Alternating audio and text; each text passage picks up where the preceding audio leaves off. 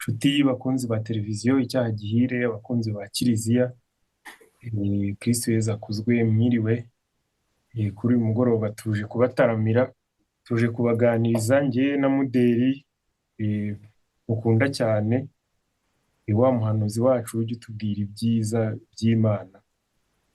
Nk'uko mubibona muri titre, tugiye kuganira ku buhanuzi bukubiye mu butumwa bw'ikibeho umubyeyi Bikira Mariya yadusigiye, ndetse no ku bya Assomption, ndetse n'Imana y'u Rwanda, ndetse n'Imana ya Yezu. Rero reka tumuhe umwanya dusuhuze, anadushyira imbere y'Imana ubundi dutangire. Nongeye kubasuhuza, ndabasuhuje abo tumaranye iminsi, ndabasuhuje abazagenda batuvumbura cyangwa se batubona bwa mbere, aho muri hose. Ubwo tubasuhuje kandi tubifuriza ibyiza, ibihe byiza. Nyagasani Yezu Kristo akomeza twagure, akomeza twiyereke, kandi akomeze buri wese mu byiza yifuza, ariko ibyiza biganisha ku ngoma ye, biganisha ku ngoma y'ijuru. Nagira ngo rero dutangire ku magambo dusanga muri Zaburi ya 71. Ndafata umurongo wa 14 ngere ku wa 17. Iyo Zaburi iragira iti: naho njyewe nzahora nkwizera, nkuririmbira ubudahwema ibisingizo.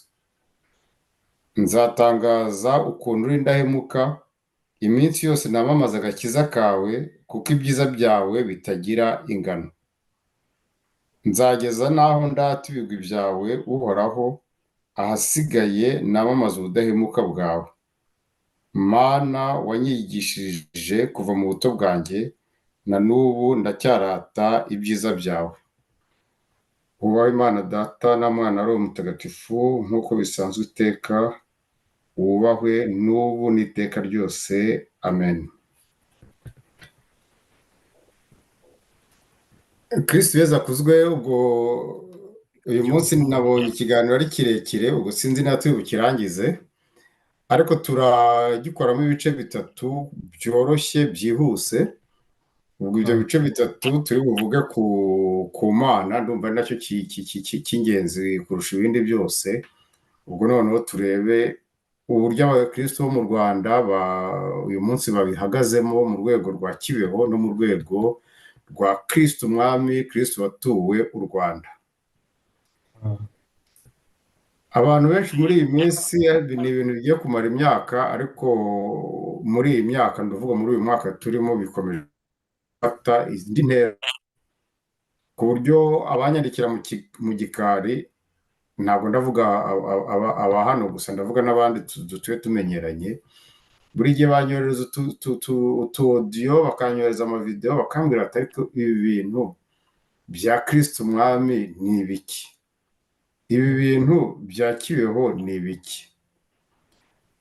Nagira ngo mbabwire, ababimbaza ntabwo ari ba bantu batoya cyane batazi Kibeho ko Bikira Mariya yagendereye u Rwanda, nta nubwo ari n'aba bantu batoya batazi yuko Umwami Rudahigwa yatuye u Rwanda, Kristo Umwami. Ntabwo ari abo ngabo, ahubwo ni abantu babizi, babyumva neza, ariko bakaba basigaye babireba bagasanga ari ibintu bitangiye gusohoka mu murongo, cyangwa se bitangiye kurenga imbibi cyangwa imipaka. Igituma babimbwira, cyangwa se iyo babimbaza, kandi iyo bambaje mbasubiza igisubizo kimwe, ubwo nawe nacyo turagarukaho. Ndababwira nti Kristo Umwami uvuga ko u Rwanda ari rwo rugomba guhinduka umusingi w'isi, cyangwa se Bikira Mariya wavuze ko u Rwanda rugomba kuzaba umusingi w'isi. Ibyo bintu ni ibyo kwibazwaho, kuko ari ubutumwa bwa Kristo Umwami Rudahigwa avuga, agira atura u Rwanda Kristo Umwami. Ibyo bintu ntabwo ubibonamo, ubona ko ari igikorwa gisanzwe cyo kuyoboka, cyo gukunda icyo yakoze. Ubwo mwazabireba textile kuri internet. Naho ku mabonekerwa ya Kibeho, hari ibyo tuzi byamaze kwemezwa, hari byanasohotse mu bitabo binyuranye, ariko byemewe na Kiliziya ubwayo. Ubwo hari ibindi bongeraho bivuga yuko ububyutse bugomba guhagurukira mu Rwanda, ko abanyarwanda bagomba ari bwo bwoko bwatowe, ko abanyarwanda aribo basimbuye Isiraheli, ko u Rwanda arirwo ruzahagurukamo ububyutse, ko u Rwanda arirwo rugomba gukiza isi, yewe navuga ko n'umucunguzi agomba guhaguruka mu Rwanda.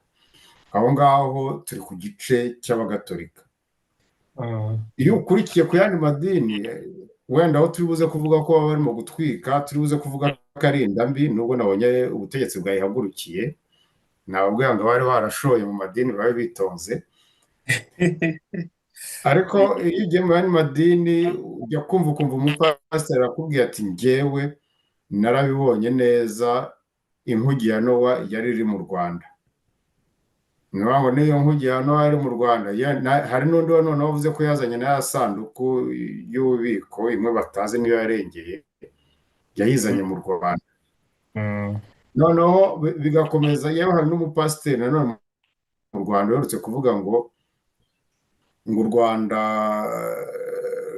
ruzayobora isi, ndetse umuhungu we ashobora no kuzaba perezida wa Amerika. Ubwo sinzi aho yari abikuye, umuhungu w'umupasiteri. Umuhungu wa pasiteri? Uwo mupasiteri navuga ko ari nka nimero ya mbere mu bapasiteri bakomeye mu Rwanda. Ubwo ninza gusoma Zaburi ndaza gukoresha mu kanya, ubwo uze kumenya idini mvuga iryo ari ryo. Ntabwo nshaka kuvuga abantu ariko uraza kubyumva muri Zaburi ndi bukoresha mu kanya. Ubwo rero muri iyo nkubiri yose hari abatubwira Kristo umwami, bakavuga bati niba u Rwanda rwaratuwe Kristo umwami muri 45, ni uko hari impamvu hano budasanzwe u Rwanda rufite.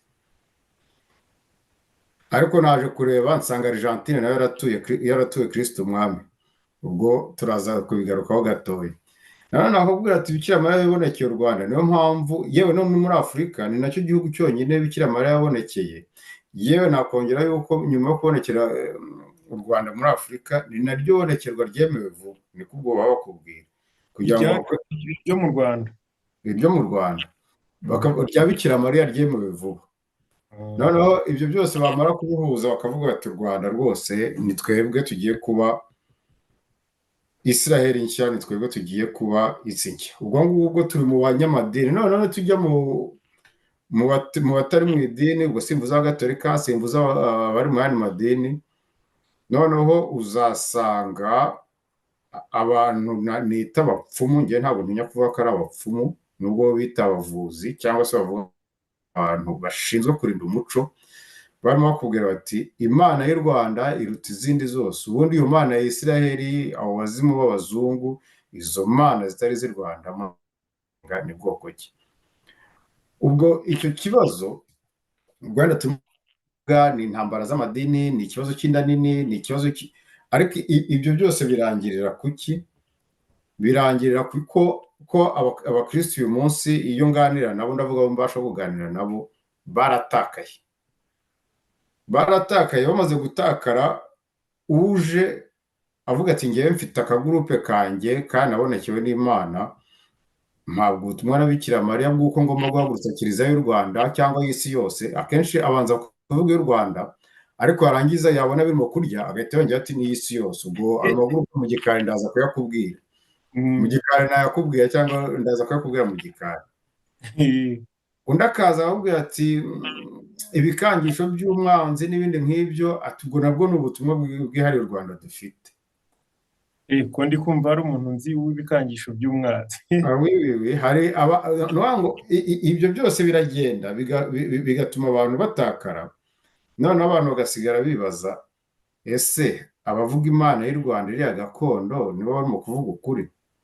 Ese iyi Mana twazaniwe n'abazungu ni ukuri? Ese ubundi ibi bya Kibeho, ibi bya Kristo umwami, ko tubona nta kintu na kimwe byaduhinduyeho cyangwa biduhindura nk'abanyarwanda? Ubwo rero niho ndimo kuvuga nti uyu munsi niba wenda dufashe muri iyi minsi, ndumva uyu munsi nasoma ko insengero zimaze gufunga ari 8,000, ubare ku baturage 1,12,000,000, ni ukuvuga ngo hari abantu 500,000 muri buri rusengero badashobora gusenga. Ubwo ni 12,000,000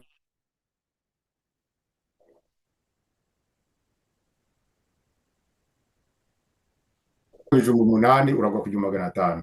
hari abantu noneho bizamukira bakavuga ati buriya twatangiye gutotezwa, ya ngoma igiye kuza, bimwe Bikira Mariya yavuze ko tuzanyura mu bihe bikomeye, byageze.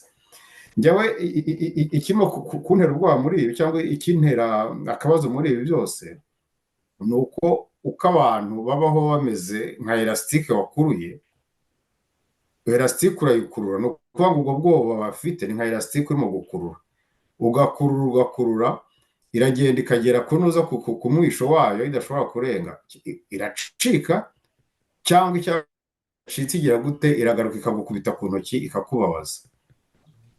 Niyo uyu munsi urimo kubona yuko abantu bazana ibintu by'ubupfumu, ibintu bifatika, ni ukuvuga by'ikinyoma gifatika, yewe n'umwana rero akabona ko ari ikinyoma, aribo bagezweho. Ese ibyo ngibyo nibyo rero yaje kudusaba, ni uko nguko yadusabye guhinduka, kuko icyo dusaba ni uguhinduka, icyo dusaba ni ugukundana. Yaje kudusaba narigiye kukubaza, urabona ari cyo byatumariye kuba umubyeyi Bikira Mariya yaraje IKIBEHO, yaraje mu Rwanda, kuba twaratuye Kristo umwami, urabona ari cyo byatumariye ko baje tukaba dukomeje, ahubwo abo bapfumu bari kwiyongera n'abo bahanuzi badutera ubwoba bakiyongera, ubwo bimeze bite?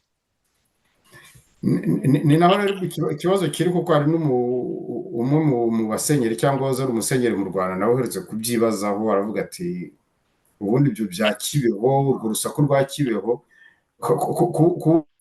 wumva no muri eglise cyangwa se no mu batuyobora nabo baba batangiye kubyibazaho. Ibyo ngibyo ni ikibazo gikomeye, ngo iyo ikintu nabo hejuru batangiye kujegera, burya ntabwo ari byiza, hari ukuntu biba atari byiza.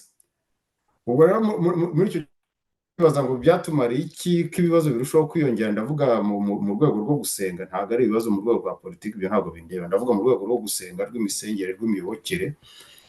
Ngira ngo wenda ikintu cya mbere umuntu yafatamo ni uko abantu basa n'abananiwe, barabirambiwe, ni ukuvuga ngo bakeneye umucunguzi, bakeneye ikintu gishyashya, bakeneye umuntu mushyashya uza ababwira igishyashya.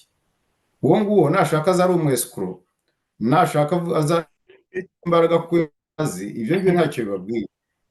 Icyo bakeneye ni uko bagira umuntu nk'umuhungu yagiye gutereta, aragenda akabwira umukobwa ati nzakujyana ku kwezi, kandi nta ntabwo afite yo gutega akagare, ntafite naho gutega ka moto, ariko aravuga ati ngiye nzakujyana ku kwezi, kubera ko umukobwa nawe yifuza umubeshya cyangwa ushobora gutuma arota, aravuga ati nibyo niko bimeze, nta rwose ndagukunda, wowe umbwira ibintu byiza.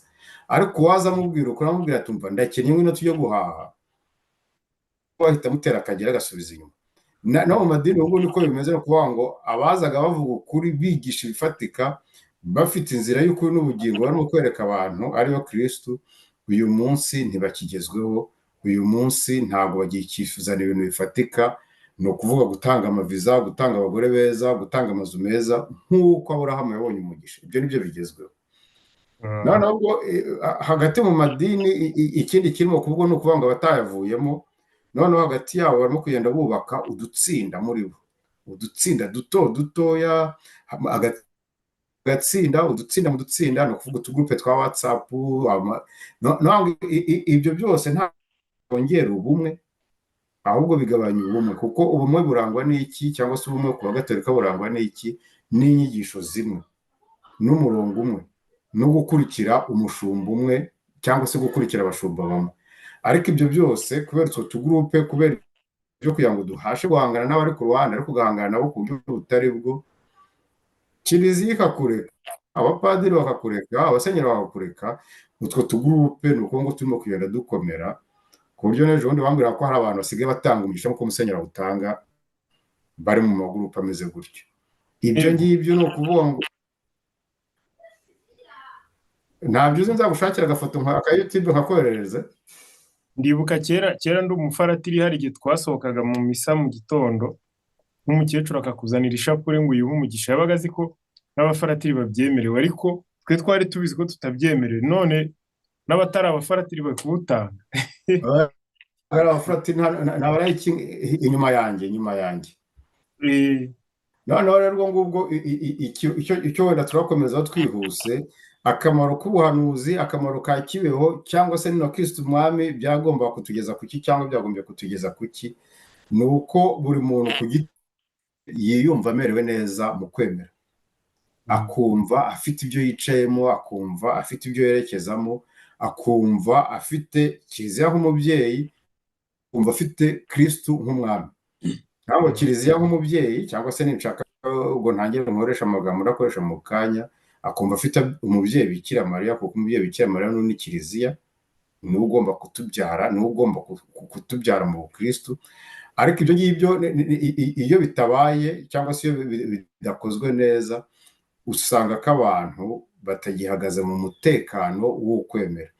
Nabivuzeho kenshi kandi nzakomeza mbivuge, iyo umuntu atari mu mutekano w'ukwemera ntashobora kugira ikintu na kimwe yiga gifate. Kwigira ku bwoba nta kintu na kimwe bimara, kwigira ku nduru nta kintu na kimwe bimara. Ni ukuvuga ngo iyo nduru cyangwa ubwo bwoba bwigiyeyo cyangwa icyabiteraga kigiyeyo, umuntu aba mubisi ajya kure yaho yari ari. Urabona wenda nk'icyenda na gatandatu, icyenda karindwi, wenda wowe wari ukiri mutoya, ariko wahoraga n'abantu bose bambaye amashapure, abantu bose barimo kubyina basenga bavuye hasi. Ariko abo ngabo aho muzahura uyu munsi bakibikora, uzambwire kubera iki? Kuko icyo gihe basengeshwaga n'ubwoba, icyo gihe basengeshwaga n'umutekano muke bifitemo cyangwa bafite iruhande rwabo. Ariko uyu munsi ko babonye ko icyo kibazo cy'umutekano w'isi gihagaze, n'ibyo bari barimo byahise bihagarara. Ni ngo ni ya masengesho atariyo cyangwa se wa mutekano w'ijuru utariho. Ikindi cya kabiri kigomba kugaragariza ko ubwo butumwa ari ubwa Bikira Mariya cyangwa se ari ubwa Kristo umwami, ni uko iyo ureba umuntu mu rugo rwe, mu buzima bwa buri munsi, mu bavandimwe be ba buri munsi, ubona ari umuntu w'ingirakamaro, ubona ari umuntu wo kwizerwa. Uwo muntu n'uwo ngo uwo muntu ufite umutekano we, uwo muntu wo kwizerwa, uwo ngo aba yahuye n'ubuhanuzi, uwo muntu aba yahuye n'umubyeyi kiliziya, uwo muntu aba yahuye n'iki? Huye na Kristo umwami. Ibyo nabyo noneho wakongera ukareba, ese niba ibisambo byarageze mu ntuza nako za mayibobo zarageze no mu basenga, mayibobo zikagera mu bayobozi b'abapasiteri, mayibobo zikagera mu bayobozi banyuranye b'abakristo, uragira ngo noneho umuntu uri hasi agirire icyizere, yumva afite umutekano akura hehe? Icyo ni ikindi kibazo nanone gihari uyu munsi, ubwo tugomba kwibazaho nk'abakristo, kubera ko icyo umukristo agomba guhamagarwa n'iki? Ni uguhinduka, ni ukuva mu cyaha. Kuko icyaha ni iki? Ubwo ariko ntabwo ndakivuga nk'uko Gatigisimi kivuga. Icyaha ni ukwibeshya inzira, ni ukwibeshya intego. Ubwo wenda wowe wize Ikilatini cyangwa se wasomye ibintu byinshi urabizi ko icyaha ni uguhusha intego, ni ukuva ku ntego. Muri Gatigisimi bavuga ko ari ikintu kibi ukora witandukanyije n'Imana, ubizi kandi ubishaka. Ibyo ni Gatigisimi. Ibyo ni nabyo ntabwo nigeze mbikuraho, ariko ubundi icyo bita icyaha ni iki? Ni ikintu cyose kigukura ku ntego. Intego yacu ni iyihe? Ni ijuru. Naho ikintu cyose kigukura ku ntego y'ijuru, iko cyaba kimeze kose, ngiki icyo bita icyaha. Ubwo wenda ariko ndashyiraho akantu gatoya ko k'ubugororangingo, Zaburi ya 25 ifasha abanyantege nkeya nkanjye, itwibutsa yuko uretse abava mu ntego bafite impamvu, abazakorwa n'isoni n'abavuye mu masezerano nta mpamvu. Iyo ni 25:2 bitubwira. Ariko igihe cyose wavuye mu ntego nta mpamvu, icyo gihe uri mu cyaha. Ngaho rero tekereza ibintu byose tubamo nk'intego, mu rwego rw'urukundo, mu rwego rw'ubuvandimwe, mu rwego rwo gukorera igihugu, mu rwego rwo gukorera kiliziya. Ibyo byose ni intego tugenda tubura, noneho tugasigara twibazaga ariko ubundi ibi byapfuye gute? Noneho ikindi nanone ugomba kureba kugira ngo umenye niba uri mu buhanuzi, n'ibyo Bikira Mariya yavuze birimo cyangwa se ibyo Kristo avuga birimo, uko ibyo uri bitakuvana mu nshingano. Kuko mu nshingano ushobora kubona ibintu byinshi. Niba wari ufite umuryango witaho ukawuta ngo ugiye kubikora ko ngari ugiye gutegereza amasezerano, wari ufite amashuri wigaga ukayavamo ngo kubera ko Imana ngo aguhaye isezerano, niba wari ufite akazi ukora ukakareka ngo kubera yuko ugomba kubahiriza amategeko y'Imana, icyo gihe icyo murimo kuvugana nacyo ntabwo uri mu buhanuzi, nta n'ubwo uri mu nzira y'Imana. Ubwo rero ndashaka kurangiza mvuga yuko umuhanuzi cyangwa se umuhanuzi tubitandukanye n'ibyo abantu badukanye by'ubupfumu, wenda nabivuzeho bwa mbere ariko n'uyu munsi ndabisubiramo. Ubuhanuzi ni igihe cyose umuntu arimo guhabwa inyigisho zidafite ivumbi, zitavangiye kandi zirura hehe ku ntego. Iki cyo bita ubuhanuzi. Bikira Mariya rero tuvugisha ikibeho atugarura ku ntego, ni ukuvuga ngo adusaba kuva mu cyaha. Kuba umukristo ni ukwemera gutumbira intego. Intego nta yindi ni Yezu Kristo. Sinzi niba icyo wari ugiye kubaza. Watwibutsa ubutumwa, urumva umaze kudutera ubwoba, tubwiye ukuntu abantu batandukiriye bakeneye umucunguzi nyine mu by'ukwemera. Watwibutsa buriya butumwa bw'ikibeho bw'umubyeyi Bikira Mariya ikibeho, ndetse n'igisobanuro cya Assomption, noneho tukagerageza n'ukuntu na Kristo umwami byose tukareba ukuntu twabihuza, n'ibiti twabihuza n'ubuzima bw'iki gihe, kugira ngo tugaruke mu murongo wo uri kuvuga iyo ntego twataye.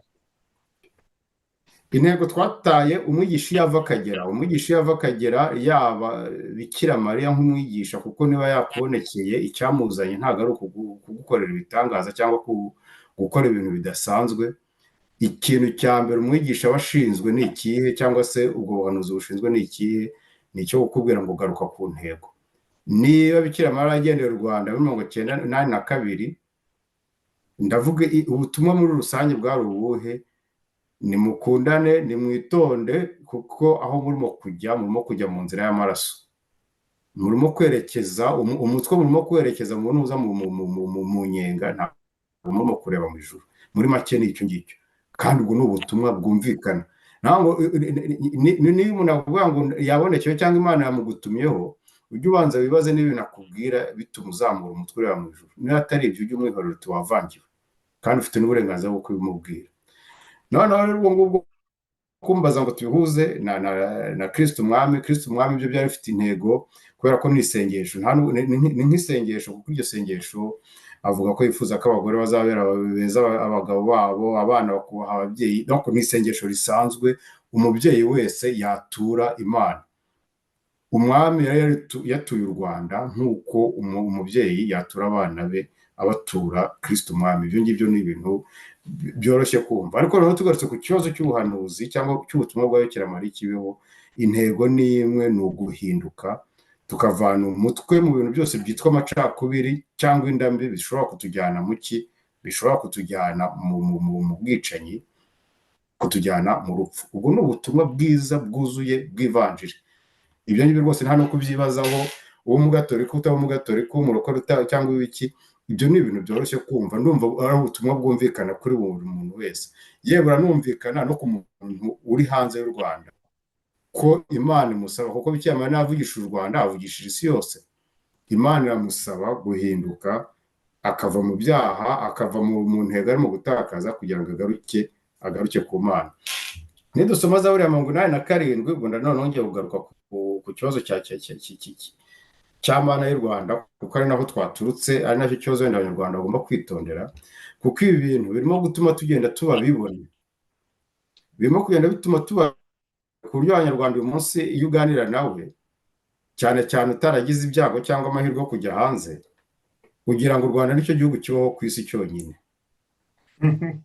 Aba arimo kukubwira ibyiza by'u Rwanda, ariko aho ngaho wenda ntabwo aba yibeshye, kuko nabonye ko n'ibindi bihugu nabyo byamamaza ibyiza byabyo, natwe tubyamamaje, ariko ntuza umutima wo kuvuga ngo turimo kwamamaza, ntacyo bitwaye. Ariko kubikora uzi neza ko utarimo kwamamaza, ahubwo noneho hari icyo kintu wemera, ari ukwemera kwawe, ibyo bivamo kwibona.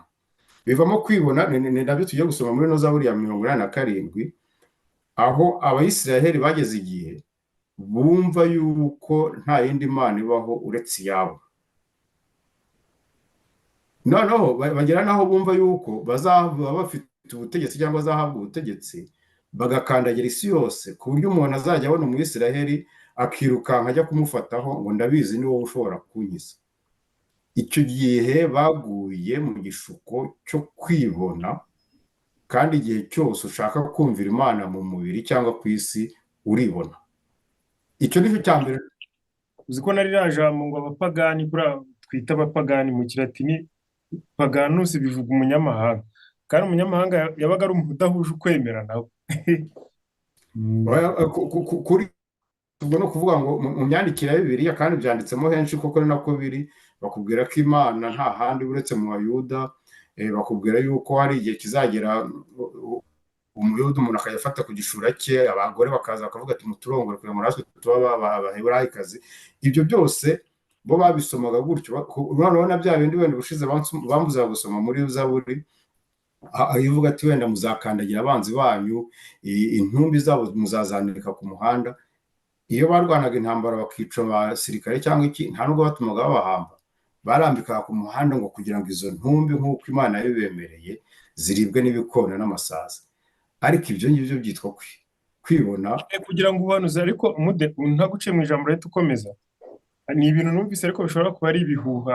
Bari abahanuzi bari kugenda uvuga bateye muri iyi minsi, ngo hari igihe ngo iyo bahanuriye umwe mu bo bajya bahanurira ko hari ibigiye kumubaho, bakabona bitinze, hari igihe bo ubwabo ngo babyikorera bikaba, kugira ngo ibyo bahanuye nyine bibeho, batazabafata nk'abanyabinyoma. No kugira ngo byongere amazina yabo, kuko niba abikoze abivuze nyuma yaho akanabisohoza cyangwa agafatanya na shitani kubisohoza, icyo gihe abantu baravuga turamuntu ibyo avuga ni ukuri. Ibyo muri Matayo 24 bitubwiraho yuko bazagira n'aho bihimbira ibitangaza, kandi bagakora ibitangaza bidasanzwe. Ariko ibitangaza nta na rimwe bishobora gusobanura ko ari Imana yabikoze, kuko mu Misiri ntibakoze bike abanyamisiri, nyamara Imana ntabwo bayemeraga. Donc ibitangaza ni hari n'ikimenyetso cya mbere cyo kugwa, ni ibitangaza. N'abantu bose biruka inyuma y'ibitangaza burya ni ikimenyetso cya mbere, cyangwa se n'umuryango wa mbere werekana ko baguye. Ubwo rero muri Zaburi 87 dufitemo igisingizo cy'ibihugu, niko navuga. Icyo gisingizo cy'ibihugu, ubwo impamvu nshaka kugikoresha ni uko nshaka gushyira mu mutwe w'abantu iyo bambwiye, kuko abantu benshi barambwira batari kusute ikiyo, nkahita mbabwira ikiyo nta kimbwiye, nuko mbasubiza bati utekereza kuri Kristo Umwami, nkabasubiza ibyo Kristo Umwami by'Inyanza, nkabwiye ibyo ntacyo bimbwiye, bagahita bambwira ati wowe n'umuyobe byararangiye.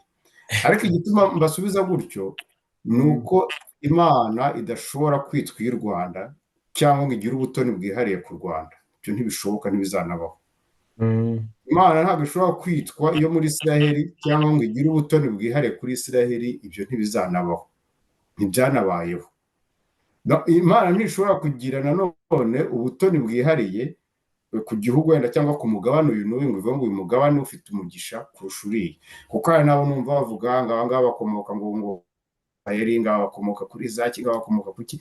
Biriya byose ni ubuyobe bwo gutekereza yuko ngo hari abavukiye ku ruhango, hari abavukiye ngo gutegeka, ngo hari abavukiye kurwana, ngo yewe ngo n'izi ntambara ngo zirimo kubera muri za Gaza n'iki zigasobanurwa bagendeye kuki, bagendeye ku izina ry'Imana, ngo kubuye uburyo igiye itanga ibintu. Ndagira ngo bamenyeshe ko iyo mugiye gushyiraho imipaka cyangwa kuyimura, ntabwo Imana ibihari, ntabwo muyihamagara. Iyo mugiye guha ibihugu amazina, ntabwo Imana ibihari, kuko hari nk'igihugu cyahoze cyitwa Zaire, ubu cyitwa Congo. Hari igihugu cyahoze cyitwa Dahomey, uyu munsi cyitwa Benin. Hari icyahoze cyitwa Repubulika Sirike, ubu cyitwa nako URSS, uyu munsi cyitwa Uburusiya. Nango ibihugu yewe na Palestine ubwaryo munuza kera ntabwo byabagaho muri Bibiliya, bivuga abafilisiti cyangwa bikomoka ku bafilisiti. Kubera iki? Kuko abafilisiti ni abantu bambeta ubwoko bw'Imana, ubwo biyise abanyapalestina, kuko uyu munsi biteguye kwambeta iki? Kwambeta Isiraheli, nako kugutesha umutwe Isiraheli. Ariko icyo gihe iyo ugiye kuvuga ngo ni Imana yatanze iryo zina cyangwa yagize gute, ndakureba ngaseka nkavuga ni kugeza uyu muntu turacyashaka gusoma Bibiliya mu mubiri. Nta Mana y'u Rwanda ibaho, nta Mana y'Isiraheli ibaho, habaho Imana gusa. Kandi nubwo ngo ndacyakomeza, Imana ya Yesu ntayo, Imana ya Yesu ntayo ibaho. Yesu niwe Mana. Ariko nibyo Yesu Imana ya Yesu, ubwo wenda uzashaka umusipesiyalisite azaze tubidisikite, nzakwereka ko nta yindi mana ibaho uretse Yezu Kristo. Ibyo ngibyo umuntu usoma Bibiliya yitonze arabizi.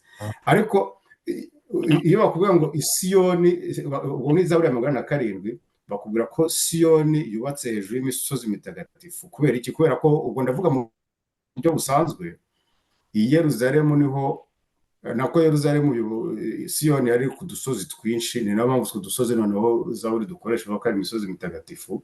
Ikavuga ko ubwo cyakomeza amarembo yayo ari y'Imana ikunda mu miryango yinjira mu ngoro za Yakobo. Igakomeza hasi yo Zaburi kuri kane avuga ngo abavuka mu Misiri, abavuka i Babiloni, abavuka mu Bufilisiti, abavuka i Tiri na Etiyopiya, abo bose ndabazi. Ni Zaburi ya 107. Igakomeza ivuga ngo ariko bose bita Siyoni umubyeyi. None ugeze ku murongo wa 6 na 7 irakubwira ngo Uhoraho yandika mu gitabo cy'imiryango ati uyu nuriya nabo bayivukiyemo. Aha dukoze ku kibazo gikomeye cyane cya Bibiliya, ariko nicyo gutindaho.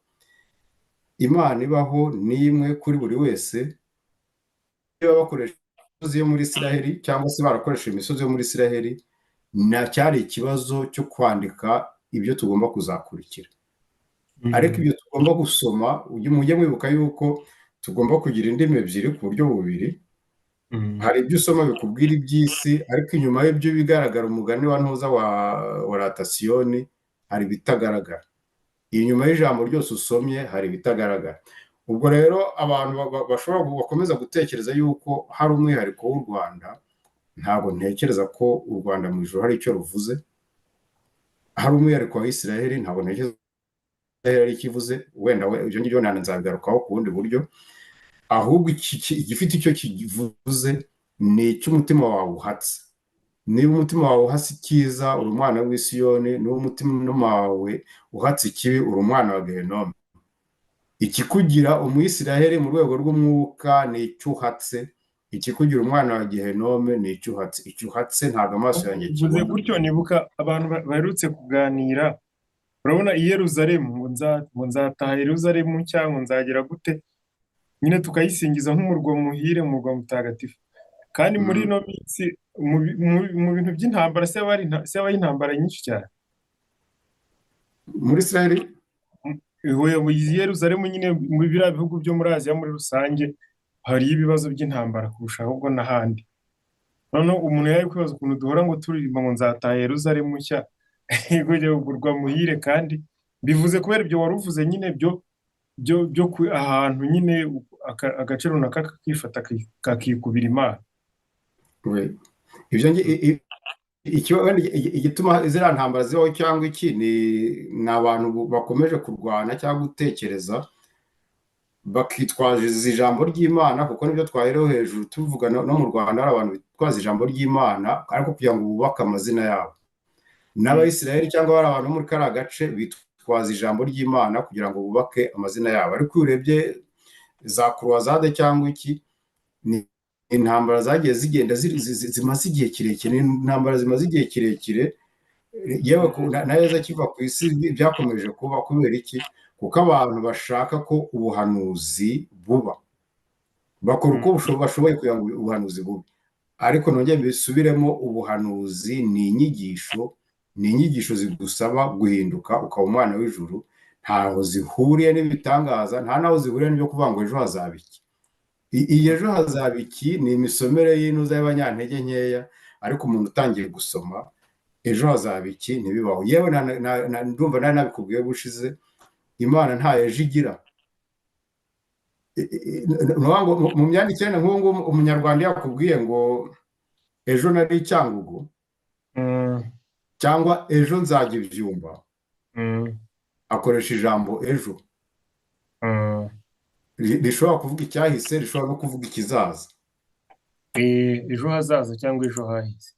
No muri myandikire ya Bibiliya akenshi nuko biba bimeze, uretse ko buri rurimi cyangwa buri gihugu bitewe n'uburyo barimo guhindura biriya muri urwo rurimi, baba bagomba gukoresha iki, gukoresha amagambo bashobora kumva cyangwa babasha kumva. Ariko mbere na mbere icyo usoma ujya wumva ko nta nzagihe nta mpitagihe, yewe ibintu byose biba biri aho ngaho ako kanya. Ibyo Imana ikubwira biba bigomba kubaho muri wowe, niba uhagaze ku mwanya wawe biba bigomba kukubamo, ntabwo ari ibizaba ejo, ntibizaba ejo bundi. Mude tukiri aho hari ikibazo nshaka kukubaza, nari ndi gukora research ntabwo nari ndangaye. Ibintu iyo ukoze research kuri Google ukandikamo ngo to do christianisme terore continent, ibisubizo bagenda baguha ibisubizo bitandukanye bitewe n'ubushakashatsi, ariko icyo bihuriyeho byose nubwo bidasa bitewe yenda n'uwabikoze, ariko icyo bihuriyeho nuko ntuza Afrika ero continent plus christianisé. None Europe aho ndibyo ndi gusoma none Europe ni 26%, Amerika ni 37%, ikaba irusha Europe. Noneho Afrique ahubwo Afrique ni 24%, noneho Asia ni 13%. ni ukuvuga Asia iwabo wa christianisme n'ibindi byose wareba wasanga aribo bafite todo christianisme iri hasi cyane.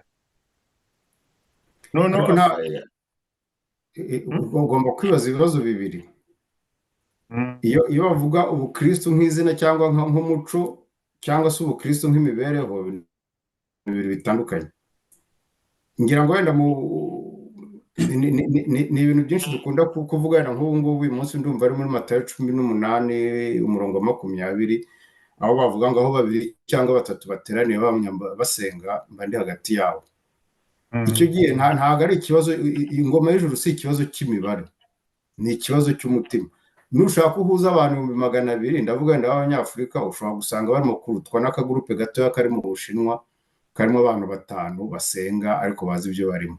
Ibyo ni ukuvuga ngo ushobora gusanga muri Aziya hariyo 13, ariko ubukristo bwabo bwo ku mutima buri seriye kurusha abafite umubare munini, bafite bya bindi by'intuza byo rimwe na rimwe by'uburo bwinshi butagira umusururu.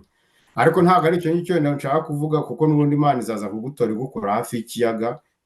Abantu bari muri ibyo bintu babirimo biroroha kubigisha cyangwa ariko ikibazo gihari ni uko igihe kirekire abigisha bose bagiye bagwamo, bagiye bagira ikibazo cyo gushaka gukora imibare, kugira imibare y'abantu benshi basenga bayobotse, imibare myinshi y'abantu basenga bayobotse. Ni nayo mpamvu rimwe na rimwe bazaga bakabwira umwami bati rahira, ubwo igihugu cyose kikaba kirarahiye. Ariko wazareba inyuma, ari nacyo wenda nayo ka turimo mu Rwanda uyu munsi, ugasanga abantu ibintu byo kuraguza, byo guterekera, iby'ubukozi bw'urwangano bitanyeganyega. Ibintu binyeganyega kubera ko habayeho ikintu cyo kuvuga ngo reka nkore nk'abandi, ariko ntabwo wigeze usurwa na Yezu cyangwa abantu bigeze basurwa na Yezu. Ibyo rero ni ikibazo umuntu akibaza, ese dukeneye umubare mwinshi cyangwa dukeneye bake beza? Ibyo ni ibindi bindi, ariko ntekereza ko ku bwanjye bake beza baba umusingi kurusha ko wagira benshi ariko badafite umumaro. Mbere y'uko ujya kuri Assomption, ubona ari ihe mpamvu? Kuko ngewe bino bintu nabisomye cyane, hari aho byaturutse, ariho hari umubare mutoya, twebwe ukaba ari mwinshi, kandi nabwo ni mwinshi ariko uwushyize mu gihe. Donc ukavuga uti christianisme yageze muri Afrika muri iki gihe, ukabigereranya n'ubu, wasanga nabwo yaragiye nayo decrescende igabanuka. Ubona ari ihe mpamvu nyine byagiye? Turaza kubibuza na bimwe wahereho karuvuga ngo ubutumwa Bikira Mariya yatuzaniye nuko twaragijwe Kristo umwami n'ibiki. Icyo gihe hari ukuntu twabyumvaga neza, none ubu byaramanutse. Ubwo nabyo bishobora kuba hari aho biraza guhurira n'igisubizo uraza kumva. Igisubizo ariko nanone ubwo wenda simbizi, ni ugusubira mu mavanjiri. Ndumva muri Matayo 18 nanone mu ntangiriro y'iyo vanjiri niho Yezu avuga ati hagowe uzagusha abatoya, uzagusha abatoya muri aba ngaba. Naho ngo hari ibintu byinshi birimo kubuyu cyangwa byagiye biba ku isi, abantu bagahumuka. Kuko uko wayoboraga abantu batagira internet, ntabwo ari ko uyu munsi uzabayobora, kuko umubwira ikintu nk'uko twavuganaga bagasimbukira kuri internet akareba akavuga turanyemeje igendere. Noneho wa muntu wajya kuva i Burayi ukaza umubwira uti Burayi haba ibi n'ibi, atarigeze akandagiyeho, nta muntu n'umwe nko mu karere haragiye umuntu mu Burayi, uyu munsi uzajya uhura n'abantu benshi bavuga ati nagiye i Burayi, navuye i Burayi, navuye hehe, ku buryo hari ibintu byinshi abantu batakibeshanyaho, umuntu agataha avuga ati yewe, ati abandi birirwa batubwira ngo ntitunywe inzoga, aricyo idini ryacu twagezeho nizo batwakirije, babandi batubwira ngo twambara agatambaro, twagezeyo dusanga ahubwo bambaye amapantaro cyangwa se bambaye mini. Ibyo ngibyo ni ngo bigenga intege ubutumwa bari baragiye batanga, cyangwa se mbivuga nkoresheje ijambo ry'igifaransa mythe na legende bari bagiye bubaka iruhande rw'ubutumwa. Ni ngo ubutumwa n'ubu bufite akantu gato nka 5%, ibindi byinshi ari mythe ziri aho ngaho zo kuzamura amazina cyangwa se zo kwemeza abantu, ariko ikiri ubutumwa, ikivuga Kristo mu by'ukuri ugasanga ari cyo gito cyane cyane, gifite umwanya mutoya, ahubwo za legende ku buryo abantu bambara, uburyo abantu bakora defile bagira gute, ugasanga aribyo bifite umwanya munini. Ariko ibyo ngibyo nyuma y'umuntu abantu ko bagenda bahumuka, nawe warigishije u Rwanda abantu bari bazi gusoma ari nka 20%, uyu munsi 70 ikabizi gusoma, hari ibintu byinshi utakirirwa babeshya. Ibyo byose ntekereza ko biri mu bituma umubare w'abemera ugenda ugabanyuka. Ariko noneho wenda n'intanga imibare hano mu Bufaransa ndayifite, hari abapadiri n'abapasiteri 40,000 mu gihe ubwo kuri 67,000,000, mu gihe umubare w'abantu bavuga ko bavura bakoresheje bya gakondo, bakoresheje za yoga n'ibindi n'ibindi, kongera psikologe n'ibiki, barenze 100,000. Ni ukuvuga ngo abantu kera twitaga abatanu bafite n'ijambo ryo kugira aho babarurirwa, uyu munsi bakubye 2.5 umubare w'abapadiri n'abapasiteri. Ibyo ni ukukwereka yuko ibintu byarahindutse, ibintu byaricuritse. Hari ijambo dusanga muri Yohana ndumva ari 21, aho Yesu abwira Petero ati hazagera igihe bakwambika umukandara, bakujyana aho utashakaga kujya. Ubwo noneho agakurikiyeho kavuga ngo icyo ni igihe cyawe, ni urwo rupfu uzapfa. Ibyo tubyemere ko ari uko nk'uko icyo byavugaga, ariko noneho kwibutsa ko hari igihe kigera n'abantu bemera bagasigara batwawe ubuhumyi, cyangwa bagasigara bagendeshwa mu nzira batifuzaga cyangwa batashakaga kujyamo. Kubera iki? Kuko imbaraga zashize. N'uyu munsi niba utekereza yuko ari abasigaye muri Afurika, ari abasigaye hirya hino, igihe cya christianisme yindi yari ifite imbaraga, yindi abantu bose barebaga bakavuga ati mwigire ingabo z'uhoraho zaje, ingabo za Kristo zaje, cyararangiye. Ahubwo hakurikiye igihe noneho cy'abantu bafite ukwemera k'ukuri, bazi ibyo barimo, ariko baciye bugufiya, bazi Imana bakorera, atari ukuvuga ngo murebe agatuza kacu, murebe agahanga kacu, murebe dufite ijosi rishinze, turi abantu bemewe b'ijuru. Ibyo ngibyo ntekereza byararangiye, ahubwo igihe kigeze nyine n'icyo guca bugufi, noneho tukemera Yesu akadufata akaboko akatujyana. Sorry gato, ikibazo cya nyuma ugahita ukomeza. Mu byo tumaze iminsi tuganira kenshi ukunda kugaruka ku ijambo Kristo, nabyo twavuga Kristo umwami, christianisme, ko kwemera Kristo ari byo bitanga umukiro. Hari n'ikindi kivuga ngo en dehors de l'église il n'y a pas de salut, kandi l'église a été fondée par Jésus le Christ. Noneho ngiye nkunda kwibaza ibibazo. Hari ikibazo nigeze mbaza ariko ntago nanyuzwe, nshaka kukikubaza nk'umurayiki ufite n'izindi mpano, ufite na experience mukuru. Mbajije Google ngo quel l'âge de la terre, irambwira ngo ni ibihumbi miliyari 4,567 milliards d'années. Ni ukuvuga miliyari ibihumbi, ubwo na approximation ibihumbi 4,537. Noneho christianisme nk'abakristo, ubwo christianisme imaze imyaka 2024. Noneho uyigereranyije n'ingi isi maze, niba umuntu wa mbere nyine yarabayeho agatangirana na terre, ni ukuvuga ko ubwo nyine nta nubwo yaba ari n'umutonyi mu nyanja y'iyo myaka nyine. Ubwo kandi wakomeje uvuga ko ukwemera Kristo ari byo bidukiza. Ubu ngubwo aba bantu babayeho mbere ko batari bafite nayo mahirwe yo kumwemera, ubwo ntabwo barenganye. Umukiro wabo wari ushingiye kuki? umukiro wawe wari ushingiye kuki?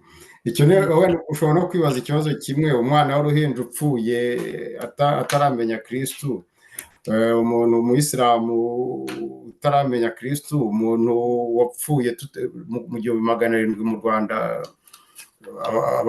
Kristu utarahagera, uwo muntu byagenze bite? Ndagira ngo ni n'ikibazo cyoroshye. Ni ikibazo cyoroshye. Ndagisubiza ku buryo bubiri. Hari abantu bagize amahirwe yo guhura n'ibyanditse. Abo ni Abayahudi, babiha ku Bakristu, babiha ku Bayisilamu. Buri wese yongeramo akunyu ke, ariko ni ukuvuga ngo abo ko ari batatu bahuye n'ibyanditse. Urubanza rwabo ni aho ngaho ruzaturuka igice kimwe, ntabwo ari igice cyose. Kubera iki? Kuko hejuru y'ibyanditse hari no kubasha kubisoma cyangwa kubyumva. Ubwo wenda wazasoma Izayi 6:9, aho bakubwira yuko dufite amaso tutumva, nako tutareba, dufite amatwi tutumva.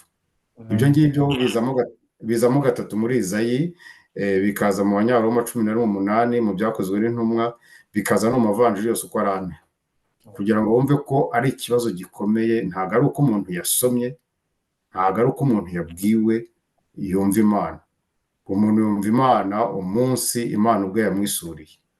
Ibyo ubwo ni ukuvuga ngo wenda tunabyumve neza. Wenda urebye muri Yeremiya 31, ni naho nanone Imana itubwira ngo nzabibiyandikira ku mutima wanyu, ntawe uzongera kubwira ngo nikajye kwigisha umuvandimwe, cyangwa ngo umuvandimwe avuge ngo nakanyigisha. Oya, nzabibiyandikira ku mutima wanyu. Ubwo iki gisubizo ni ikihe? Ni uko ingoma yanditse imitima yacu. Icyo nicyo cya mbere. Mbere y'uko ijya kwandikwa, mbere y'uko yandikwa, ni uwa ngo ninshaka mvuge ngo nkunda kubwira abantu tumeze nka telefone. Urabona telefone uyiguza ni nshyashya, hari ibintu uwayubatse aba yarashyizemo bituma izakora. Ariko wowe buri munsi ugenda ushyiraho, nkeneye aka muzike, nkeneye agatuma nkora ibi, ibyo ugenda wongeramo nibyo ikoresha. Ariko mbere na mbere ubwo bushobozi buba ufite, noneho nyuma yaho ukagenda ushyiramo ibyo ushaka bitewe n'ibyo ukunda cyangwa ibyo ushaka gukora. N'umuntu ni uko nguko aremye, ni ukuvuga ngo ubwo bushobozi arabuvukana, ariko bitewe n'ibyo abamo cyangwa ibyo yararikiye, akagenda abwonona cyangwa se abwongera. Noneho rero mbere yo kwandika, ubwo ni nacyo kibazo tugiye kwibaza. Mbere na mbere, Imana uko yari iri ejo niko iri uyu munsi, niko izaba iri ejo hazaza. Ejo hashize, uyu munsi, ejo hazaza. Alufa omega, ni intangiriro n'iherezo. Ntabwo uko yari iri ejo niko iri uyu munsi. Ntabwo Imana yo muri icyo gihe cya kera, ndavuga kuri abo bantu ba mbere, nubwo batamaze iyo myaka, abantu bo baje nyuma, isi yaremwe mbere, bo bazaho nyuma, ntabwo byabaye ibintu bishoreranye. Abo bantu bavukanaga ubwo bushobozi bwo guhitamo ikibi n'ikiza. Ibyo ngibyo byanditse ku mitima yacu. Ni nayo mpamvu n'iyo umwana anoshe mugenzi we aba abizi ko arimo kumubabaza. Ndavuga umwana w'uruhinja, niyo umurebye nabi ahita amenya yuko nyine umubwiye ko ibyo akoze atari byo. Kubera iki? Kuko icyo kibi n'ikiza bimwanditsemo. Ibyo rwose nta kintu wabikora, niko biri. Noneho abantu ba mbere Imana yabasuraga uko turimo tuvugana aha ngaha. Uwo yakeneraga yaramurebaga, ikamuha ibyo ugomba. Ntabwo yari ikeneye abahanuzi. Ni nayo mpamvu ubwo wenda ndavuga mu bishushanyo bya Bibiliya, tugira igihe Imana ikora ku giti cyayo. Ni ukuvuga ngo Aburahamu nta muntu yamutumyeho, Imana yaje kumwirebera. Noneho ubwo ndavuga mu bishushanyo bya Bibiliya, ikagera igihe itangira guca ku bami, nako ku cyo bita abacamanza. Ubwo ni ku gihe cya ba Samusoni, ikava ku gihe cy'abacamanza ikajya ku bami, ubwo ni ukuvuga ba Dawudi. Ariko noneho ikongera igasubira muri icyo gihe cya mbere, aho nta muntu igomba gucaho. Biragutungura. Ni ukuvuga ngo ntuza guhabwa Roho Mutagatifu nicyo bivuze.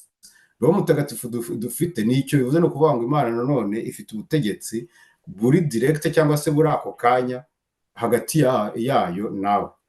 Gusa ko ubwo butegetsi ushobora kuvuga ngo haye padiri, ngo haye pasiteri, ni ubushake bwawe, ariko mbere na mbere ni ukuvuga ngo Pentecote, Imana irema ikoresheje Pentecote, cyangwa se nako iyobora ikoresheje Pentecote, ni uko umuntu Imana igomba kumwisurira cyangwa kumuyoborera. Ariko hagati aho ngaho ntibikuraho yuko hari n'ibindi bintu nka 4 cyangwa 5 inyuramo kugira ngo ibashe kutuyobora. Harimo abategetsi, harimo ababyeyi, harimo harimo idini, yewe harimo na environment mu bwayo. Ubwo ndashaka kuvuga ibyaremo. Ibyo byose ibinyuramo kugira ngo igutegeke, ibinyuramo kugira ngo uyobore. Gusa kubera uri ikirimo kigomba guhitamo ku byo bikwanditsemo, nka ya telefone ugenda ushyiramo ibyo ushaka. Ni ngo hari igihe kigeraho ukazashyiramo na za virusi, telefone ukayibloka igasigara itagikora kandi ari nzima. Icyo gihe rero iyo wayiblotse ni wowe ugomba kongera gusubira bundi bushyashya, ukarizatinga cyangwa se ukabisiba, ukongera ugatangira. Ko kutangira rero niho dufite Imana irema bwa mbere, kwa kundi ugenda ushyiramo za logiciel, nako ushyiramo za application, noneho Imana igucungura ni cyagiye igenda none kavuga iti byose washyizemo byapfuye, byononekaye, wayibrotse ukayijyana kumukanisha, nwange ihinduka umukanishi. Icyo nicyo bita gucungurwa. Nwange Imana ihinduka umukanishi icyo gihe. Nwange bwa mbere imodoka yari nzima, telefone yari nzima, ariko kubera ko utigeze ukora revision cyangwa iki wagonze moteri, Imana kubera ko idukunda iba umukanishi. Ariko kuko wabisabye, kuko ushatse wanayihorera, none wavamara kuba umukanishi kubera ko itashobora kugusubiza mu gice cya mbere kiremwa. Ubwo noneho ni kongera kuguha iki, kuguha imbaraga za kabiri arizo twita roho mutagatifu. Ariko muri ibyo byose ikibazo ugomba gufata ni kimwe, nuko Isilamu, Umuyahudi n'Umukristo bose bakoresha ibyanditse bimwe. Ndabizi baragutera icyo ngicyo mvuze, ibyo dutandukaniyeho ni ibisobanuro by'ibyanditse.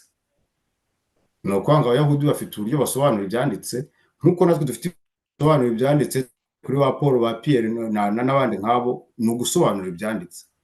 Ariko ibyanditse dukoresha ni bimwe, ni ibitabo bya Musa, ni ibitabo by'abahanuzi, ibyo bitabo na Zaburi, ibyo bitabo tubihuriyeho ko turi batatu. Ubwo wenda akagenda gahinduka ni kamwe gutyo gutya hirya. Ubwo noneho ikibazo nanone abantu bajya bibaza, nacyo imbaraga nkeya, ni uko hari umuntu ukubwira ngo niba utavuze ngo Yezu Kristo cyangwa se Yesu Kristo, kuko rimwe nabyo ni intambara mu Rwanda, ugomba kuvuga Yesu Kristo, undi akavuga Yezu Kristo, ngo niba bitabaye ibyo ngibyo ubwo ngubwo ntabwo uzacungurwa. Nagira ngo mbamenyeshe ko hari n'aho bavuga Yeshuwa. Ni ukuvuga ngo iryo jambo niyo ubwo buryo bisona, binavusona Yezu bigasona Yeshuwa. Urabona ngo uratekereza ko atari inyuma ya Yezu? Ntabwo ikibazo kiri ku izina, ikibazo kiri mu gaciro ushyira muri iryo zina. Ni nk'uko njyewe uyu munsi nitwa Muderi, ariko ejo ushobora kunyita Matiyasi, ntacyo bihinduraho agaciro kanjye gakomeza kandi. Ikibazo ngo ni agaciro kari inyuma y'iryo zina, ntabwo ari izina. Ubwo rero hari umuntu uzakubwira ko yivugisha n'ijwi yarigoretse ngo Yesu Kristo kugira ngo akwemeze, ibyo byose ntacyo bivuze. Igifite agaciro nicyo ushyira inyuma y'iryo zina. Ubwo rero ibyo nakubwiraga ni uko byagenda kose, Imana niyo yonyine, cyangwa se Nyagasani Yezu Kristo niwe wenyine ukiza umuntu. Icyo ahitamo kunyuramo niwe ukizi cyangwa niwe ugishaka. Ashobora guhita mu idini nk'uko wabivuze, nk'uko ashobora guhita mu byo yaremye, ashobora guhita mu buyobozi, ndavuga ubu bw'isi, ashobora kunyura mu bavandimwe bawe, yewe ashobora no kunyura mu ishuri wize. Ndavuga iri risanzwe ry'amafuti, ritari kuvuga ngo ni teoloji. Muri ibyo byose we azahanyura kugira ngo agucungure. Nta muntu n'umwe ucungura undi cyangwa wereka undi inzira y'umukiro. Inzira y'umukiro ni Kristo, n'uburyo ayikwihitishamo n'uwihitamo. Yohani 3:8 haravuga ngo umuyaga urahuha ukanawumva. ariko ntabwo uzi iyo uturuka nta n'ubwo uzi iyo ujya. Mm. ntabwo n'ibyo byo gukira urabyumva ariko ntuzi iyo bijya. Ubwo muri make nsubije icyo kibazo cyawe, uwapfuye abakristo bataraza mu Rwanda ari mu biganza bya Yezu Kristo. Nongeyeho Yezu Kristo kuko ntabwo Yezu Kristo yabayeho kuko habaye domira, yari ariho. Ibyo ni Yohani 1 kuva kuri 1 kugera kuri 18. Jambo yariho mbere, jambo yari Imana, jambo yigize umuntu cyangwa se mubiri. Ibyo ngibyo ni ukuvuga ngo n'ubundi ni wawo ukomeza. Yewe n'iri jambo dukoresha cyangwa se aya matekste dusoma, ibyo avuga mbere, ndavuga mbere y'uko aza, n'ibyo avuga aje, byose ni n'uburyo bumwe bivuze, ni ngo nta kivuguruza ikindi. Ubwo noneho wari tugeze kuri Assomption cyangwa icyo kibazo tuba cyakiriho? Oya, twakivuyeho nta kibazo. Ariko tukiriho rwose simbitinda, ahubwo wenda umuntu azafata akanya asome muri Yohana 14 guhera kuri 6 agere kuri 11. Kristo ni inzira, ukuri n'ubugingo, ntawe ugera kuri data atamunyuzeho. ubwo urumva ngo data ninde. Noneho agakomeza akababwira ubwo tugeze ku 9 ngo none se niba uwambonye aba yabonye data. Ni ukuvuga ngo wabonye Yezu yabonye data. Ni ukuvuga ngo nta kintu ushobora kujya kureba inyuma ya Yezu. Iyo wabashije kubona Yezu nta kintu ujya kureba inyuma, nta kindi gisigaye inyuma ye. Ujya kureba muri Izayi 9:5, ubwo ntabwo nabiteguye ko ndimo kugenda mbivuga gutyo. 9:5-6 handitsemo ko umuhungu yatuvukiye afite ubutware ku ntugu ze, ari umujyanama uhoraho. ubwo ni ukuvuga Esprit Saint cyangwa se Roho Mutagatifu.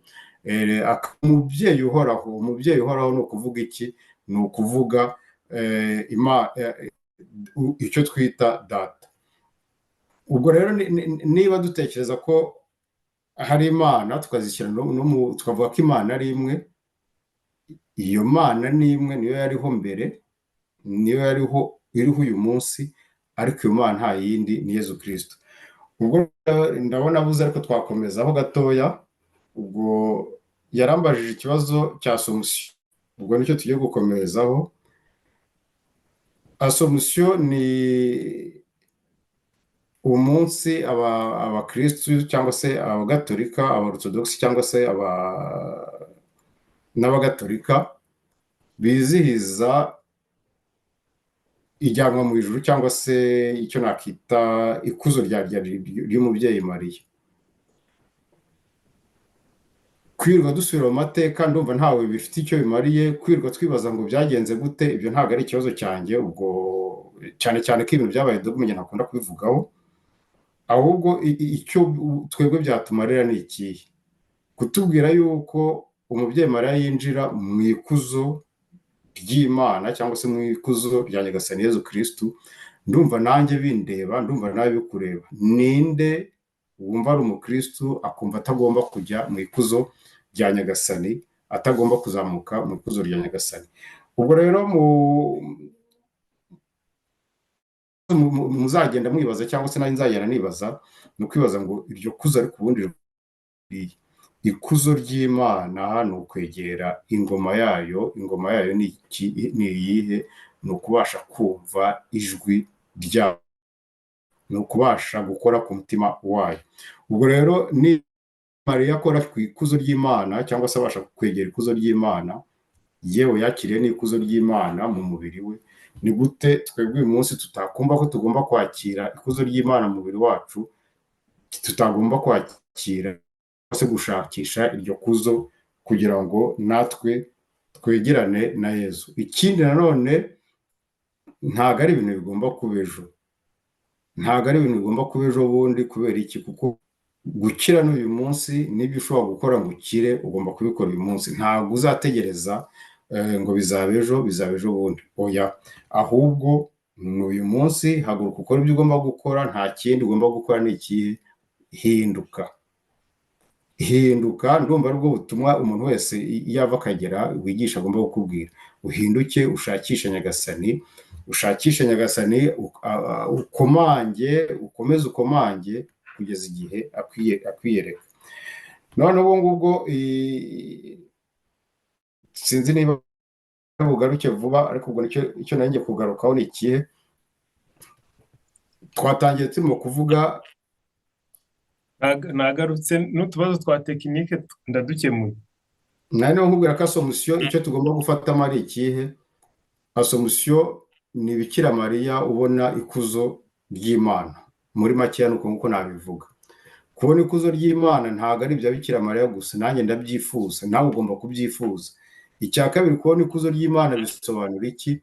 Ikuzo ry'Imana mu rwego rwa Bibiliya ni ukubasha kumva no gusobanukirwa ugushaka kw'Imana, kubona kumva ijwi ry'Imana. Ngira ngo rero ntawe uhakana umubyeyi Mariya yabashije kumva ijwi ry'Imana, ntawe uhakana ko yabashije kumva ugushaka kw'Imana, nta n'uhakana ko yabashije kumva ugushaka kw'Imana, kumva ijwi ry'Imana, nta kabuza ikuzo ry'Imana ntabwo uri kure, ndetse uba wanarigezeho. Ngira ngo wenda na Yezu abidusubiriramo, igihesha data ikuzo ni iki?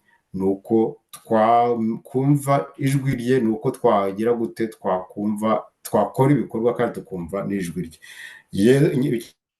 Yumvishe ijwi ry'Imana, icyo ni kimwe. Bikira Mariya akoze ibikorwa by'Imana, icyo ni ikindi.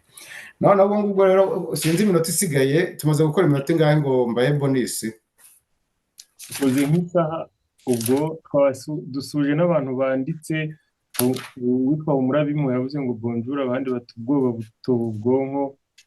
Java ngo ko bavuga ngo Yerusalemu nshya izaba mu Rwanda, nibyo cyangwa sibyo? Beatrice ya Didia ngo niyo mpamvu kuri Assomption ngo y'igihumbi kimwe magana cyenda mirongo inani na kabiri yaje afite agahinda gakabije, ngo buriya ko tuzumva ryari. Turabasuhuje n'abandi batanditse turi kumwe bose bagera kuri 50 n'ikindi gihumbi cyose twari turi kumwe mu gihe cyashize, nabo bose turabasuhuje kandi turabashimiye. Ubwo nyine twamera nk'aho turi no kugana ku musozo kugira ngo tutabarambira, tumaze gukora nk'isaha yose, yenda tukazasubira. Reka none mbaha akanyuma ku isomo rizasomwa ejo, ariko ubwo mwirinde kuzamura amabuye, kubera ko ikinyicaje hano ntabwo ari kugira ngo buri wese ngende mukoraho mumusigiriza, oya, ni ukugira ngo buri wese atekereze. Nicyo kinyicaje aha ngaha. Mu isomo tuzabona ejo dufite isomo ryo mu gitabo cy'ibyahishuwe, umutwe wa 11 urangira, none rigakomeza kuri 12, aho batubwira umugore, ikimenyetso gikomeye kigaragara mu ijuru, yari umugore wisesuye izuba, ukwezi kuri munsi y'ibirenge bye, naho ku mutwe atamije ikamba ry'inyenyeri 12. Yari atwite, ubu ikagenda ukamanuka bikarangira. Batubwira ya cya kiyoka, bakatubwira intambara ya Misheri, bakatubwira ko isi igushije ibyago.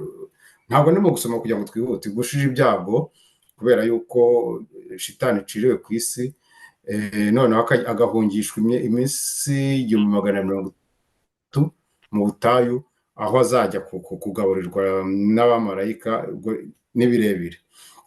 Ariko noneho ikintu nshaka kubabwira ni ukugira ngo murebe,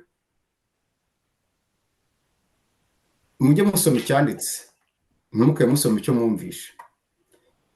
Uzengurutse amakiriza yose yavuga, ureba amantuza icyo bita ikonogarafi, amasitati, amashusho.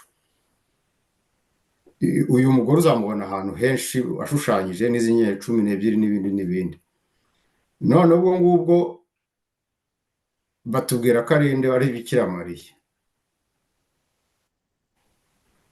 Iki ngiki ubwo nzi ko nzagitererwa amaboko, nakibabwiye, bazansobanurira ukuntu ari Bikira Mariya. Ntabwo ari byo. Ni bya bindi umuntu, kubera ko uwamye babikubwira gutyo, ukabona izo nyenyeri zishushanyije, buri gihe Bikira Mariya bakamushushanya inyenyeri 12, aho umubonye buri gihe, ubwo ni ukuvuga ngo nta mwanya wo kwibaza utari ko se uwo mugore uvuga ni uwuhe. Impamvu ngiye kubaha impamvu eshatu. Impamvu ya mbere, Yezu hano muri iyi texte kuri 12 batubwira neza ko yatsinze, ndetse bakarangiza bamuririmbira. Ni ukuvuga ngo urwo ruhinja ruvugwa, Bikira Mariya umwana tuzi afite ni Yezu. Urwo ruhinja ruvugwa ruhungirishirizwa mu ijuru ntabwo ari we. Ubwo ni ukuvuga ko umugore ari undi mugore. Icya kabiri, bongera kugira yuko uyu mugore yari arimo atakishwa n'imibabaro, ari ku gise, hari n'ibindi bintu byinshi birimo gushaka kumurwanya. nanone ahangaha ntabwo batubwira kuko bikira Mariya nta na rimwe batubwira mu kubyara ko byabaye. Muri makeya icyo nshaka kuvuga ni iki, wenda ntavuze n'iyi ngingo ya gatatu, ni uko iyi texte isohoka Yezu yarabayeho na bikira Mariya yarabayeho. Ntabwo iyi texte ibivuga aho Yezu wabayeho, bikavuga n'ingoma ye, yewe kongeraho iki, kongeraho yuko banamuramya muri no texte. Nta nubwo ari texte ibanza cyangwa ikurikiye, muri no chapitre barangiza bamuramya bavuga ngo dusingize uwo watsinze. Ubwo igitumye ndimo kubabwira ngo twitondere uburyo dusoma, hari ukuntu wenda nk'ubu ngubu umuntu ashobora kukubwira ati uriya muntu yitwa Habyara, wowe ugahita uvuga ngo yitwa Habyarimana, ariko ntabwo ari byo, ashobora kuba yitwa Habyarabatunga. Uba wihuse gusoma cyangwa wihuse kuvuga. Naha rero ubwo icyo wagombye gufata nk'umukristo, kuko buri text iri muri Bibiliya ibikubwira, ntabwo ibivuga ibintu byabayeho cyangwa by'amateka cyangwa bizaza, ni wowe wibwira. Iyi text ikitubwira ni ikihe? Irimo kutubwira ko ubukristo cyangwa igihe tugeramo, kubera ko umugore ahagarariye kiliziya, umugore ni kiliziya. Nimo namwe ko bikira Mariya ari umubyeyi wa kiliziya, ndanabyemera ni nabyo, kuko ahangaha babonyeho n'izina ryo, bongeye izina rye ni byiza, ariko iyo batarishyizeho ntuzarishyireho, kuko hari ikindi baba bakubwira cyangwa bashaka ko utekereza. Ni nayo mpamvu iyo bakubwiye, wenda tuvuge nko mu Rwanda nabivuga gutyo, iyo batubwiye mu iremwa rya mbere, muri Geneze ya mbere, bakubwira ko irema ikigabo n'ikigore. Ntabwo bakubwira umugabo n'umugore, bavuga ikigabo n'ikigore, mare femelle. Ariko muri Geneze ya kabiri bakubwira neza ko irema umugore, irema umugabo, bakakubwira n'amazina yabo. Ubwo ni ukuvuga ngo ntabwo ari message zimwe, nta nubwo ari abantu bamwe, biba bitandukanye. Ubwo rero hano icyo ugomba gufata ni uko hari igihe kigera ukigishwa, kubera ko inda yacu mu rwego rwa Bibiliya cyangwa rwo gusoma ihagarariye kiliziya. Niyo ngo mu nda yawe ibyagiyemo bikajyamo bigakuriramo ku buryo ugomba kubibyara, kuko kubyara umwana cyangwa umwana ku isi ni ukuvuga ngo watangiye kuba umunyabikorwa, uri umukristo w'ibikorwa, ni ukuvuga ngo wabyaye urabyara, uri umukristo w'ibikorwa.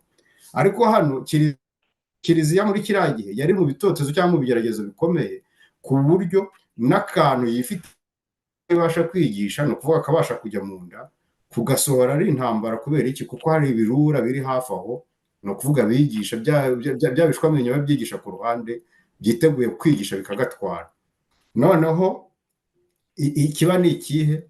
Ni uko hano batwereka ziriya nyenyeri n'ibiki, Rwanda tuzabigaruka tugaruka muri Geneze tuvuga inyenyeri n'izuba n'ibiki n'ibiki, ariko ziriya nyenyeri ni ukwerekana ko hari ibintu kiliziya imaze kugeraho, ariko ntibiruzura. Niyo mpamvu ukwezi kuri munsi y'ibirenge bye, ukwezi nako kwagombye kuba hejuru n'ukwagombye kuba hasi, ariko kuba ukwezi kuri munsi y'ibirenge bye ni ikimenyetso ko ibyo bintu bitari byuzura, ntibyari byajya mu mwanya wabyo.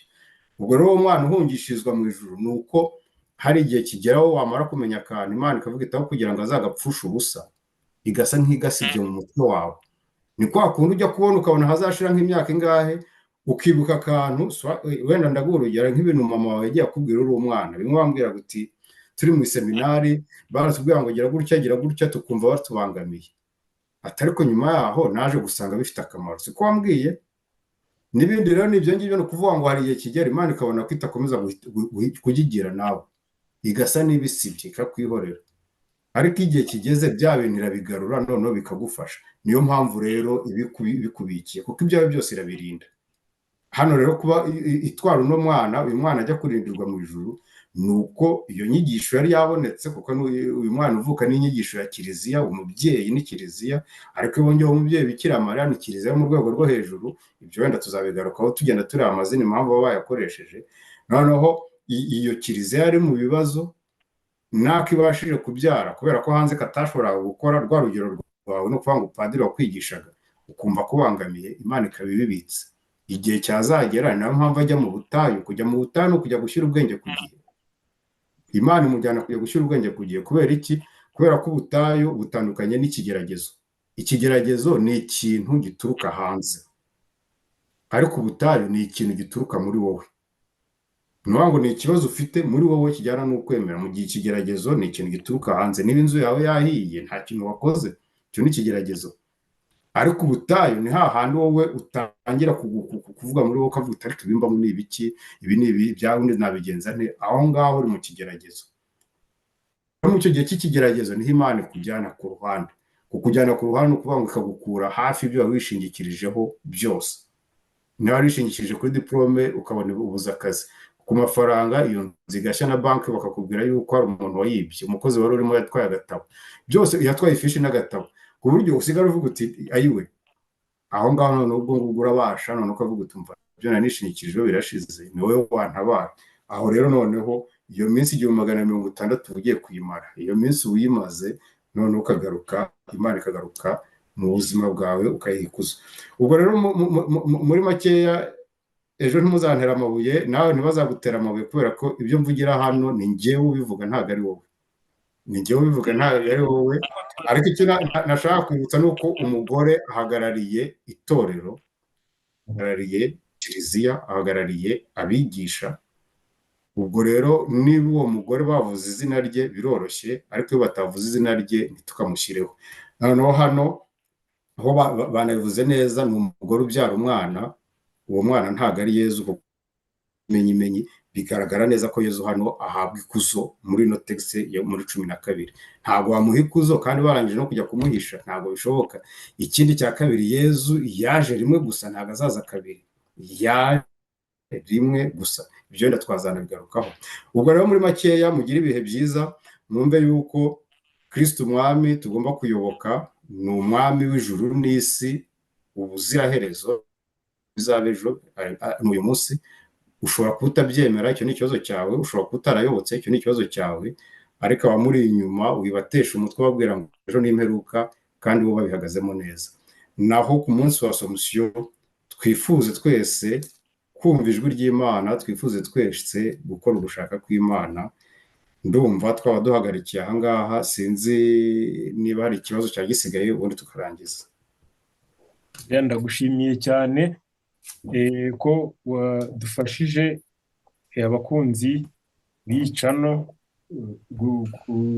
kwizihiza nyine umunsi mukuru w'ejo Assomption, ariko tunazirikana, tunasobanukirwa kandi tunatekereza kuri bimwe mu bijyanye n'ukwemera kwacu, kuko nk'uko twagiye tubigarukaho, ukuntu wagiye ubivuga, biragaragara ko abantu benshi batabyumva neza. Ni nayo mpamvu baza bakabashuka b'abahanuzi b'iminyoma, bamwe twavugaga nyine abantu benshi ari abanyantege, ntabwo ibintu byabo bifashe, ntabwo babisobanukirwa. Rero tuzakomeza uru rugamba rwo kujya dukomeza tubiganire, tutagamije kubashimisha, ahubwo tugamije kubatoneka, kugira ngo buri wese atekereze, akore ubushakashatsi. Rero turagushimiye ku nyigisho y'uyu munsi. Ubwo ngubwo na hejo n'abo twari turi kumwe bose turabashimiye, abatwandikiye n'abatanditse n'abashyizeho like. Mbibutsa abatarakora subscribe muyikore, kandi ibi biganiro mujye musharinga, mubisangize n'abandi, kugira ngo ubutumwa bwiza burimo bukomeze bugere no ku bandi. Mude ubwo wavuga isengesho nyine ukadushyira imbere y'Imana tugasoza. Urakoze. Ubwo nagira ngo turangirize kuri Magnificat. Ubwo turayisanga muri Luka 1, ubwo nahera kuri 18. Magnificat. Ntabwo wize mu mutwe mbese nk'umuseminari, njye ntayo nzi. Ibyo bintu byose ndasoma. Kubera ari ukuyiririmba, cyese ari kuyiririmba, ari ukuyivuga byangora. Okay, reka nyisome nibyo byakoroha. Umutima wanjye urasingiza Nyagasani, kandi uhimbajwe n'Imana umukiza wanjye, kuko yibutse umuja we utavugwaga rwose. Kuva ubu amasekuruza yose azanyita umuhire. Ushobora byose yankoreye ibitangaza, izina rye ni ritagatifu. Impuhwe ze zisesekarizwa abamutinya, bo mu bihe byose. Yagaragaje ububasha bw'amaboko ye, atatanya abantu birata. Yahanantuye abakomeye abakura ku ntebe zabo, maze akuza b'intamenyekana. Abashonje yabagwirije ibintu, abakungu basezerera amaramasa. Yagobotse Isirayeli umugaragu we, bityo yibuka impuhwe ze, nk'uko yari yarabibwiye abakurambere bacu, abigira Aburahamu n'urubyaro rwe iteka. ubaho Imana Data na Mwana ari umutagatifu nk'uko bisanzwe yubahwe ubu n'iteka ryose amen. Bo mugire ibihe byiza rero, ubwo mwibuke gukora like na ntuzana no gukandaho, kubera ko Emmy arashaka kubona igikombe cy'ibihumbi 100 kandi abihagazemo neza mu mufasha rwose. Nibandemere nkeneye ibihumbi 100 rwose, ari kuburaho dukeya, ari kuburaho ibihumbi 3 byonyine. biri hafi Sawa, murakoze. turi kumwe.